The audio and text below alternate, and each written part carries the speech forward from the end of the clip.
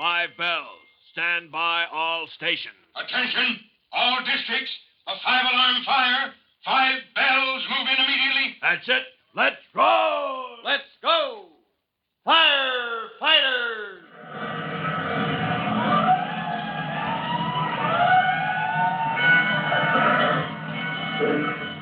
Presenting Firefighters, the true-to-life story of our unsung heroes who stand ready to ride by day or night against our most murderous enemy, the demon of fire.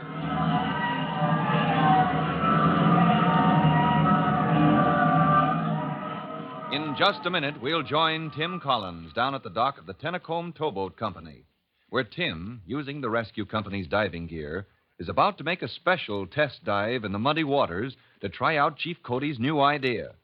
But before we follow Tim Collins to the waterfront, here's a message.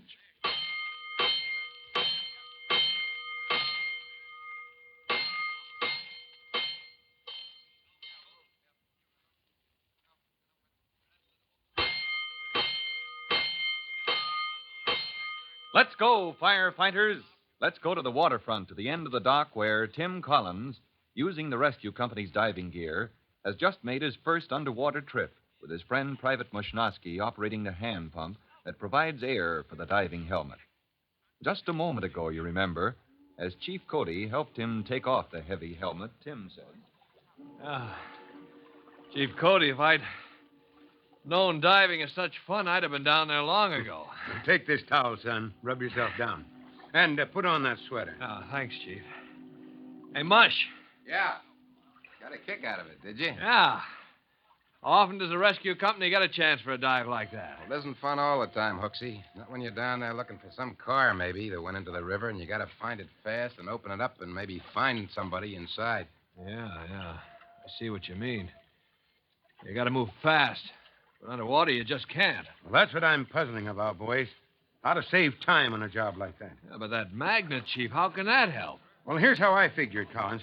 Hand me that magnet, will you, Mushnosky? Yeah, here you are, Chief. Great. It's the biggest one I ever saw. Yeah, big as a horseshoe. Biggest I could find in town, unless I borrowed an electric magnet from the metalworks. Yeah, well, you've got it fastened to a length of line, Chief. That magnet's powerful, but you don't think it's big enough to haul a piece of iron right out of the water. Hey, wait. Hooksy, the Chief's got something. Well, like what? That magnet, that's for locating iron or steel, huh, Chief? That's what I hope, Mushnosky. Hey, you see, Collins, you throw it down into the water where something's sunk. Only it's all muddy and murky. Yeah. But what about grappling irons? Don't they find what you're looking for? Yes, in time, son. But maybe this can save us time. Because maybe it locates the car, whatever you're looking for, see? And if it locates things any faster... Well, let's find out. Chief, can't we test your idea? Well, that's why I'm here, son. Where's that sack full of scrap iron I brought? I'm sitting on it, Chief. Oh, okay. Well, dump it out, Mushnosky. We'll throw those chunks of iron into the water just to be sure there's something for the magnet to find. Yeah, I'll check that. Heads up, fishes. Look out below. Scatter them around, Mushnosky. Yeah, Chief, there's so much junk lying around down there you can't see from here because the water's so muddy, but there's no knowing what your magnet might find. Well, bring me anything it locates, Collins. Maybe there's so much old iron on the bottom of the river, this idea is no good at all. But, well, on the other hand... All gone, Chief. I chucked the iron all in the river. Now what? Well, just give me room. Back up, Hooksy. Yeah. Chief wants to swing the magnet on the line. Yeah. Give it a few twirls around my head. Get up some speed and let her go. Nice throw, Chief. Nice throw. Yeah. Now all you got to do is to drag her over the bottom. Yeah, I'll coil the line as you haul in it. Hey, you feel a pull? Got something? A bite? I mean, she sticks to something? Well, maybe it's just caught in some of that underwater junk. Let's see what happens when I try to pull it free. Gently now. Hey, look, it came free and it jumped back again. Yeah. That's iron down there. Yeah. Chief, you picked up a piece of iron, but I never throwed any chunks out that far. Well, let's see what the Chief caught. You want me to go down again, Chief Cody? If you pass me the line when I get down the ladder... Yeah, that's it. I'll make the end secure to the dock and pass you the line. Yeah, and I'll trail it out to the end where the magnet's got hold of something. Come on, Mush. Get busy on that hand. Yeah, okay, Hooksy. I'll start the air coming. Yeah. Now, steady, Collins. I'll help you get the diving helmet on. He's getting air, Mushnosky. All right. He's ready to go down the ladder. What's the lifeline and the air hose, Chief Cody? Yeah, I'll keep them running straight. All right, boy. Down you go. Good luck. He can't hear you, Chief. Not in that helmet. Hey, look what he's reaching for. That line that's fastened to the magnet. And now he's rolling. Keep that air pumping, Mushnowski. He's at water level. Going on down. Yeah, now he's out of sight. Is he on the bottom yet? Can't tell, can you? No, this water's so muddy I can... Yeah, there he goes. Lines are moving away from the dock. I wonder what he'll find down there. It sure wasn't one of the iron scraps I throwed in. We'll know in a minute. Now keep pumping that air. A few minutes later, Chief Cody carefully reels in Tim's lifeline and air hose as the young fireman begins his underwater trip back up to the dock. Keep pumping, Mushnowski. Here he comes. Can you see his helmet, Chief? Is he on the ladder? He's climbing up. Yeah. He's breaking water now. Great blazing blisters. What's up, Chief? What's he got?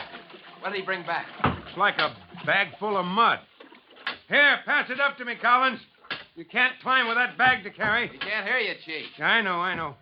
Now, he passed it up anyway. Ew, what a mess. Look at this. Must have been down there for years. Must be iron or steel in it somewhere, though. Yeah. Check it on the dock. Better give Hooksy a hand. Yeah. All right. I got him. Easy, boy. One more rung. Steady. That's it. Now, let's get that helmet off. Okay, Chief. I'm out in daylight again. Yeah. All right, if I take off these boots and harness? Yeah, strip them off, Collins. You've had enough for your first day of diving. All right, Mushnowski. Secure the pump. Right, Chief. What'd I bring up? Yeah, what did you bring up? Huh? Is that mess the best you found? Whatever it is, there's metal in it. Oh, yes, sir. The magnet was fixed fast to the bundle. Hey, that's a sleeve. Sleeve? Yeah. Hey, you're right, Collins. This is, or was, the jacket to somebody's suit. Yeah, that's it. You can see now it's been balled up so as to make a bundle, and the sleeve's tied in a knot. It feels heavy, too. Cut the knot, Mush. You've got a knife. No, don't, boys. Oh, sir, that coat is so filthy with mud. Yes, I know, but we don't know what we have here. We better not rip or tear the cloth. It might be important. Let's see what the metal is. Maybe I can shake it Oh, out. wait a minute. Let me. I've got mud on me anyway. Okay. I got it. 3 packages wrapped in paper. Well, better not open them. Oh, this one's torn open, Chief. It's... Good grief, what is it? Hey, it's a plate, Hooksy. It's a plate like printers use. You know, for printing cards and tickets and all like that. Yeah, some printer tied up his plates in a coat and threw them off the dock. Does that make sense? Now, look here, boys. This plate is too big to print cards or tickets from. Yes, I think we have stumbled across something important. Uh-oh. Look here, Hooksy. Yeah, funny. Hold it to the light, and it's a picture of a piece of paper money, all backwards, the way they print things to come out right when the ink lands on the paper. But Look, these plates. Yeah? Only 2 things could have happened. Maybe the man at the government printing office, or wherever they got tired printing money, threw the plates away. No, I don't think it's that, Mushnowski. Me neither, Chief. So it looks like... Yeah, counterfeiting. Maybe somebody made these plates to print fake money. Right. But who threw them off the dock? Or maybe from a boat, and when?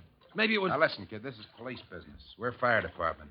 And me, I don't want any part Yeah, of it. but we found the stuff, Mush. Don't you want to know He's who... right, Collins. It's police business. This is one from McGurk, huh, Chief? Who? Detective Sergeant McGirt. He's the funny money man. Oh, the one that's a kind of specialist in counterfeit money, huh? That's the man. We'll take this find of ours to Tennecomb's office down at the end of the dock and put in a call for the police. All right, Hooksy, pack up. You're through diving for today. Yeah. Help me stow this tackle in the car. That's right. Pack up, boys. And meet me at Tennecomb's office. I'll go ahead and phone McGirt. Yeah, yes, sir. Be there in 5 minutes. Hey, Mush, I never knew the rescue company got into things like this. Not me. Count me out. I don't want any part of it. Help me heave this pump back into the back of the car. Yeah, sure, but... Wait a minute. Don't you get a kick out of this? I mean, look, going for just a practice dive, and then we turn up a bunch of counterfeiters' plates. Listen, Hooksy. Huh? Years ago, before I came in the department, I worked in the carnival, remember? Oh, sure, but what's that... Years ago, I seen all I wanted, the kind of guys that shove queer money, and I don't need no more. Those babies are tough, kid. But what I mean, tough. Oh, now, listen, Mush, we... I don't even want to listen about it. Come on. Muckle onto the end of this pump frame. Well, what are you worried about? We'll never even hear of these plates again as soon as Chief Cody hands them over to Sergeant McGirt. Now, Tim could be wrong. And this time he is wrong. Because Tim and Mushnosky and the whole rescue company will soon hear more about those plates used by a gang of counterfeiters to make fake money. You'll hear about them, too. And you'll meet Detective Sergeant McGirt in our next true-to-life episode of The Firefighters.